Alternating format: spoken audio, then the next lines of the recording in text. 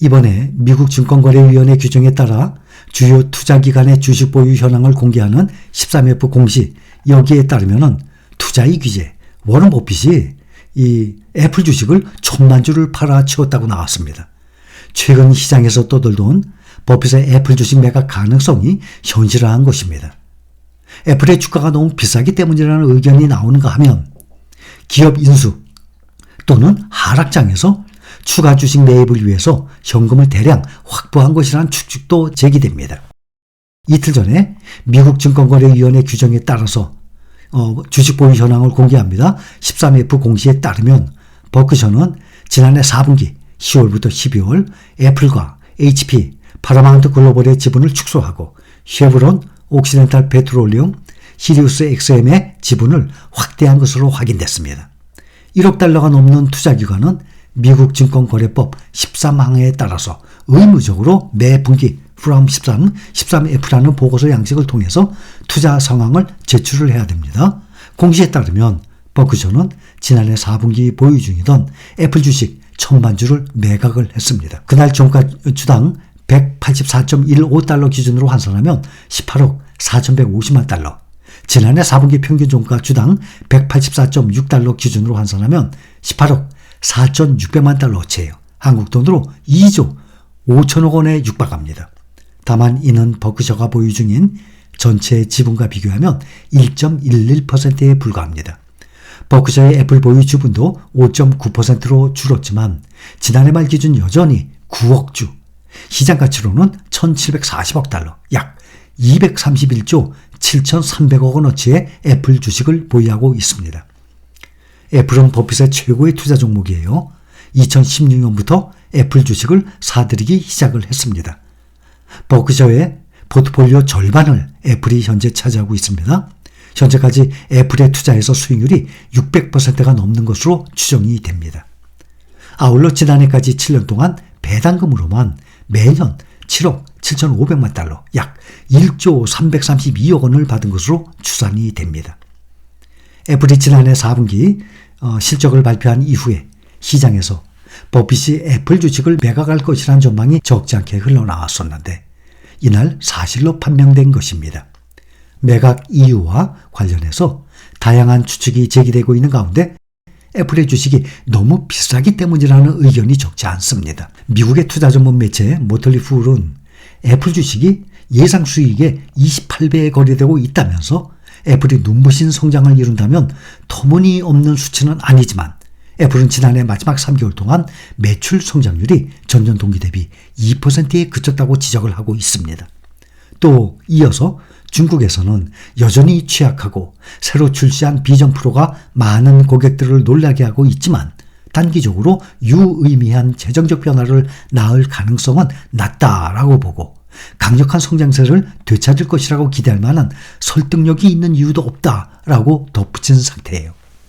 애플의 주가 최근 몇 달 동안 다른 빅테크 기업들 보조를 맞추지 못하고 있죠. 엔비디아를 비롯해서 빅테크 기업들은 지금 지속적으로 상승 중입니다. 거기다가 마이크로소프트의 시가총액 1위 자리까지 내주고 성장 전망과 관련해서는 투자자들의 우려가 제기되는 등 많은 도전에 직면해 있는 것이 사실입니다. 일부 애널리스트들은 주식 증급을 하향 조정하기도 했었어요. 버크셔가 이미 1,520억 달러, 우리 돈으로 약 203조 현금을 비춰가고 있지만 다른 기업을 인수하거나 하락장에서 대규모 매수에 나서기 위해서 추가 현금을 확보한 것이라는 분석도 있습니다. 예를 들어서 버크셔가 지난해 4분기 지분을 늘린 옥시덴탈의 경우는 2022년부터 인수 가능성이 제기됐었습니다.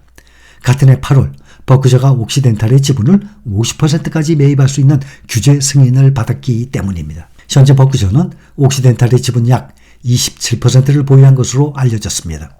버핏이 다시 애플 주식을 다시 사들일 가능성도 있습니다.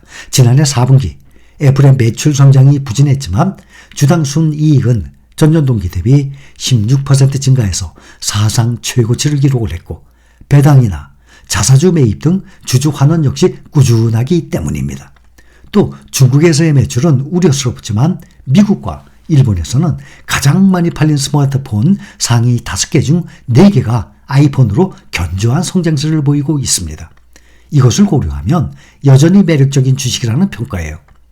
버핏은 21년에도 애플 주식을 일부 매각을 했다가 다시 꾸준히 매입을 했고 지난해 애플 주식 매각과 관련해서 후회한다라고 말한 적이 있습니다.